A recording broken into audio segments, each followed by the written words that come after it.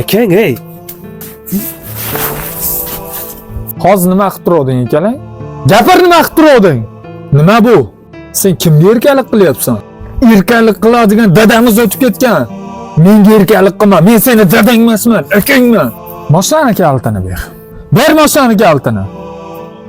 Bugundan keyin uylanishingga ham, ko'chada yurish turishingga ham, tagingga mashinaga ham o'zing harakat qilasan. Men senga do'ljin emasman. Tushundingmi? Ha, tuzingmisalla? Sen nima qilib turibsan bu yerda? Aka, o'rtoqlarim bilan turuvdim-da gaplashib. Men hozir go'shga ketyapman, senga 15 minut vaqt. Men borgunimcha uyda bo'lmasang, mana shu o'rtoqlaringni oldidan uygacha seni sudurab urib olib ketaman. Tushundingmi? Tez, jo'na. Xo'p aka, xo'p. Yoshna, seni ham bir do'st bo'lib menga foydang deymas ekan, ey. Seni ham rozi qilib bo'lmadi. Nima qilay yana? Oshna, bir chiroyli hunarmandsan. Shu hunaringni ukamga o'rgatsang bo'ladi-ku. O'qitaman deb necha marta urindim, o'qimadi.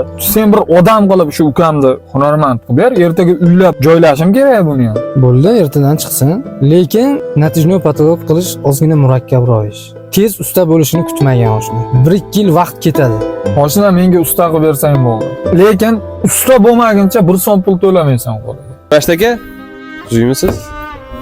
Ha, uka, tinchlikmi? Qanaqa bemehr akasiz? O'rtog'imni ko'rdingizmi, qanaqa sovuqda ish qilayotganini? Qo'llari yorilib ketibdi sovuqda. Shuncha ishlab chiqarishingiz bor, do'koningiz bor. Bittasini bersangiz umrining oxirigacha o'sha yetadi tirikchilik o'tkazishga.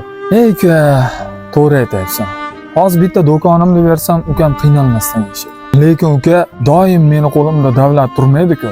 Hozir tushunmaydi, to'g'ri, meni yomon ko'rayotgan. Meni akam tashab qo'ydi. Akam meni yomon ko'radi deb o'ylayotgan.